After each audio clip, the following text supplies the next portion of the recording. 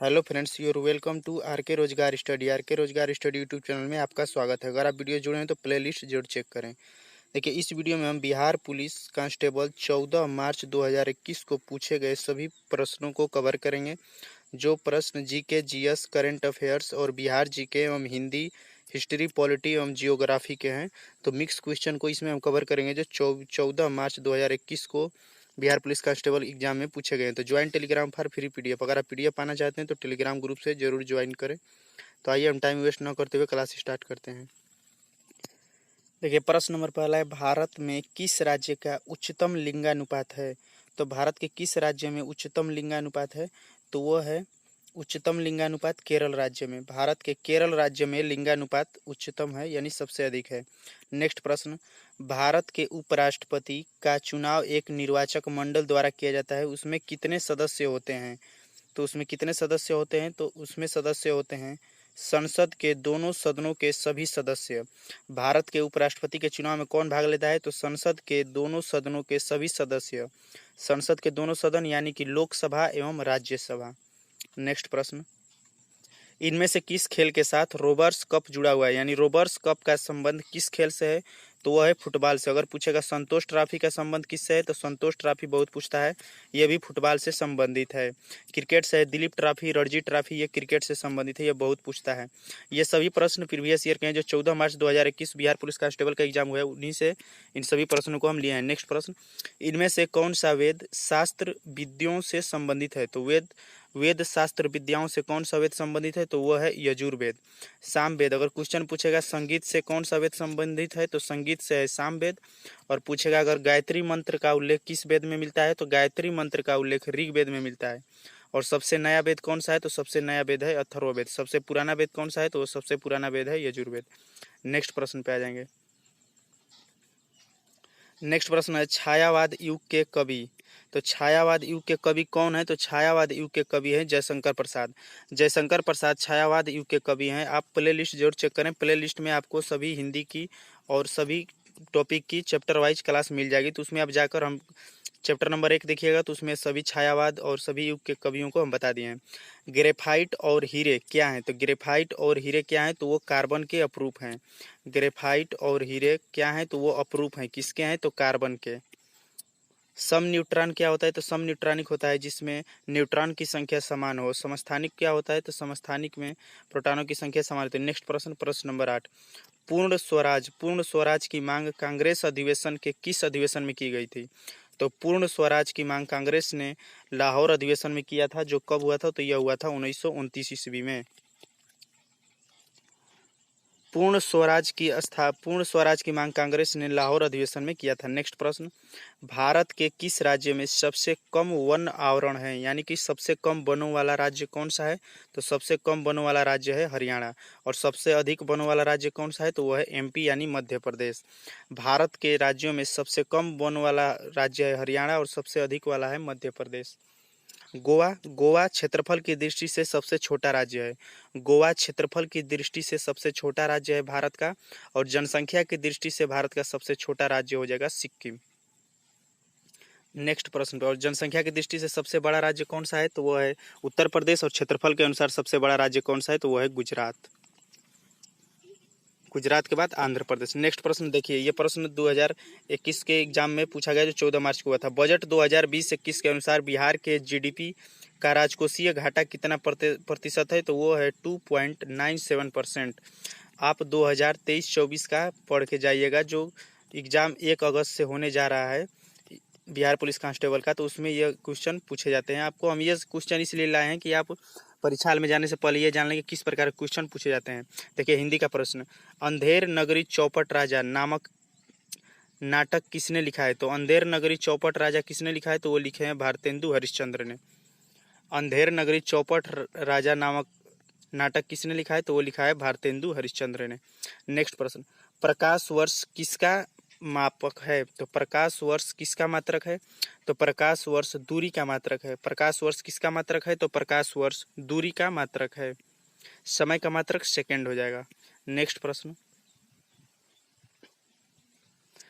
आंख में प्रवेश करने वाली प्रकाश की मात्रा को विनियमित और नियंत्रित कौन करता है? देखिए यह वेरी वेरी इंपॉर्टेंट प्रश्न है। यह बहुत क्वेश्चन बार बार पूछा जाता है। देखिए हम फास्ट क्वेश्चन को इसलिए करा रहे हैं और डिस्कशन कम कर रहे हैं क्योंकि आपका टाइम ज़्यादा वेस्ट ना हो। तो देखिए प्रकाश, आँख में जाने वाली प्रकाश की मात्रा कौन नियंत्रित करता है? तो वह नियंत्रित करता है पुतली।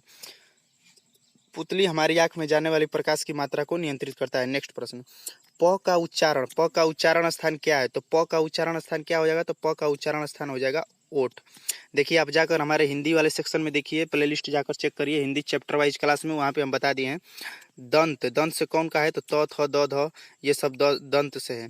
कंठ से कौन से हैं? तो क ख ग घ ये सब कंठ से है। ओठ से कौन है? तो प फ ब भ ये सब ओष्ठ से हैं। आप जाकर प्लेलिस्ट में वीडियो जरूर देखिए चैप्टर वाइज वाला। नेक्स्ट प्रश्न, पूर्व मध्य रेलवे का मुख्यालय कहाँ है? तो पूर्व मध्य रेलवे का मुख्यालय कहाँ है? तो पूर्व मध्य रेलवे का मुख्यालय हाजीपुर में है। पूर्व मध्य रेलवे का मुख्यालय बिहार के हाजीपुर में है। देखिए यह प्रश्न बिहार जीके का वो वाला हो जाएगा। नेक्स्ट प्रश्न, निम्न में से कौन सी धातु सबसे हल्की है? तो सबसे हल्की धातु कौन सी होती है? तो वो होती है लिथियम।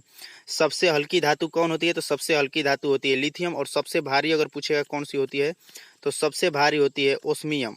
सबसे भारी धातु है ओस्मियम और सबसे हल्की धातु है लिथियम। देखिए पारा को क्या कहते हैं? तो पारा को मरकरी कहते हैं, जिसका सिंबल होता है Hg।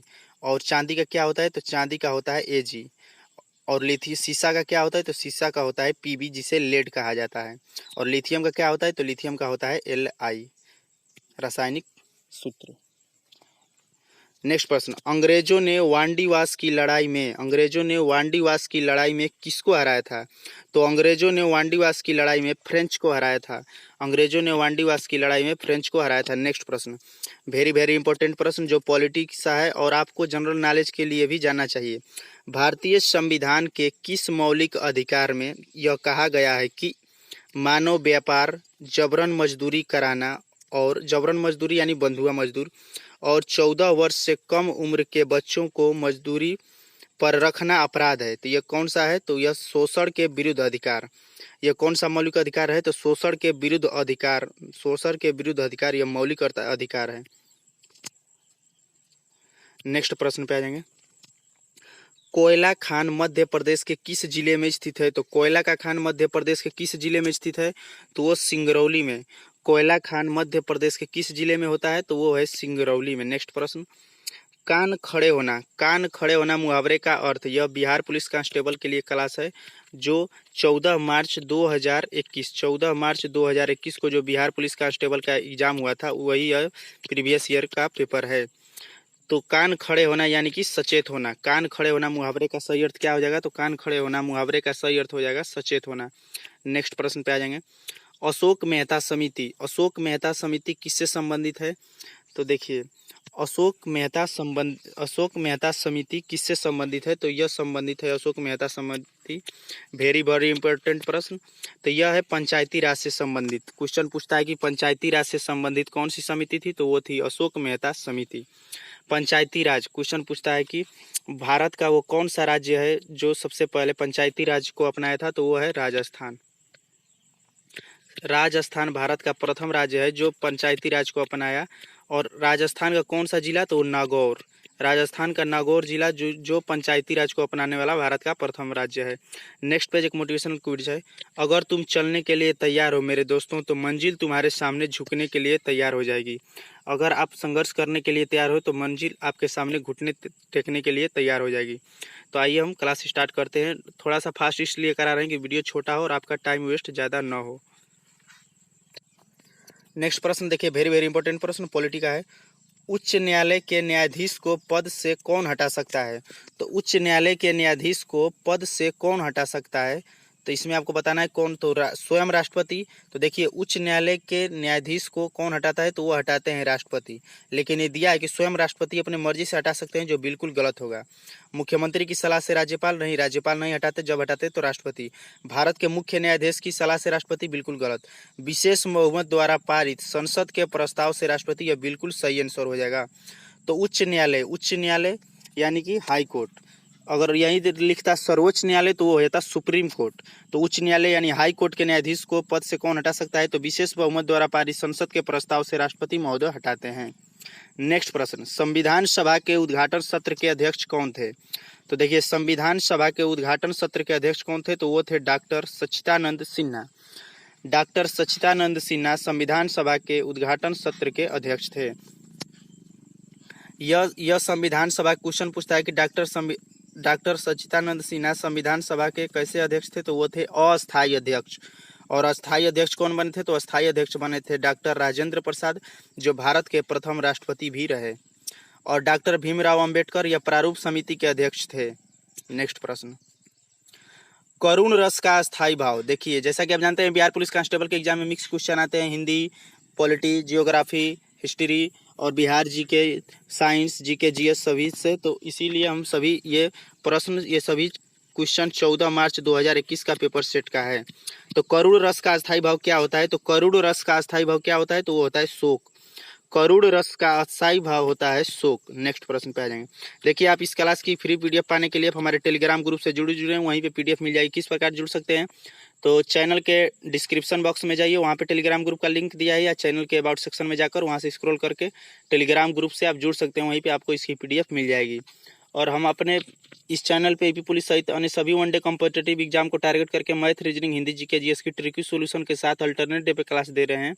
तो आप प्ले लिस्ट जरूर चेक करें, और अगर कमेंट बॉक्स में कमेंट करके अपनी राय जोड़ दे वीडियो से रिलेटेड। नेक्स्ट प्रश्न, निम्नलिखित में से किस स्थान पर महात्मा गांधी ने भारत में पहला सत्याग्रह शुरू किया था। वेरी वेरी इंपॉर्टेंट प्रश्न, यह प्रश्न आने वाले एग्जाम में भी पूछा जा सकता है। क्वेश्चन पूछेगा कि महात्मा गांधी ने भारत में अपना पहला सत्याग्रह कहाँ स्टार्ट किया, तो वो किया था चंपारण में। चंपारण कहाँ पड़ता है, तो चंपारण बिहार में पड़ता है। वो कब किए थे, तो 1917 ईस्वी में। यह क्या था, तो यह नील की खेती के विरुद्ध था, जिसे नील 3 कठिया पद्धति भी कहा गया। नेक्स्ट प्रश्न पे आ जाएंगे।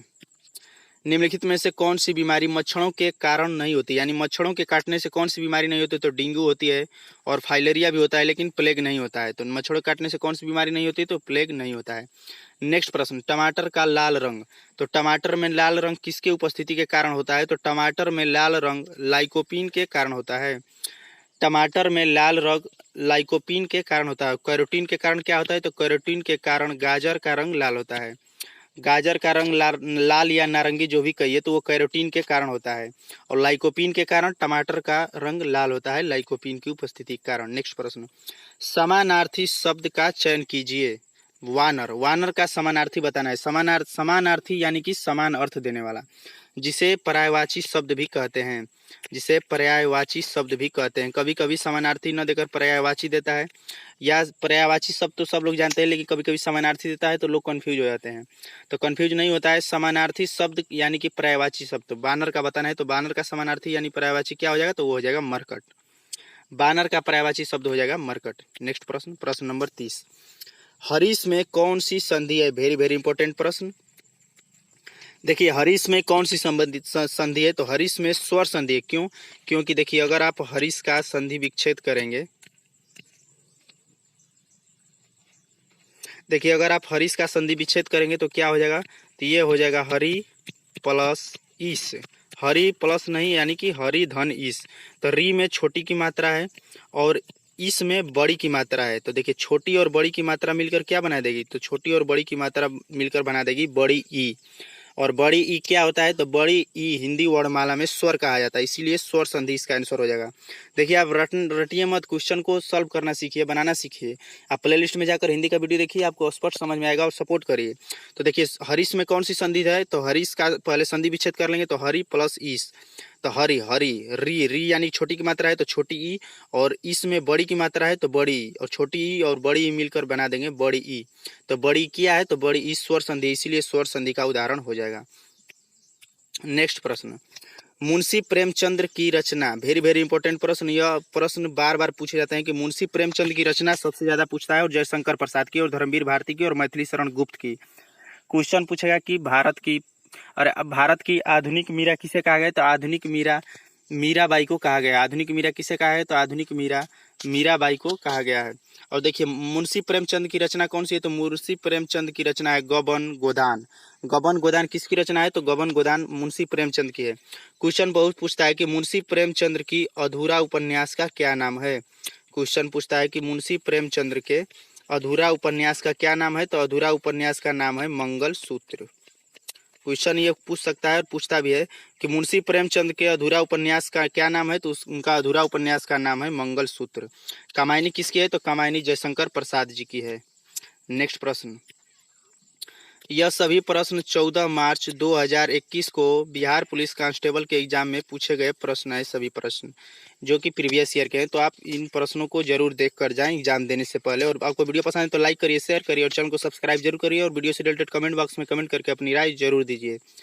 तो पारसेक किसकी इकाई है, तो पारसेक किसकी इकाई है, तो पारसेक इकाई हो जाएगी, यह है दूरी की। पारसेक किसकी इकाई है, तो पारसेक दूरी की इकाई है। और आवृत्ति का क्या है, तो आवृत्ति का होता है हर्ट्ज, जिसे HZ कहते हैं। और समय का क्या होता है, तो समय का सेकेंड होता है। नेक्स्ट प्रश्न, फ्रिज में निम्नलिखित में से किस गैस का उपयोग किया जाता है, तो फ्रिज में, घरेलू जो फ्रिज होता है, वेरी वेरी इंपॉर्टेंट प्रश्न, बहुत लोग इसे नहीं जानते हैं। तो बहुत लोग आप पढ़े होंगे कि फ्रिज में CFC गैस होती है। तो CFC यानी क्लोरीन, फ्लोरीन और कार्बन।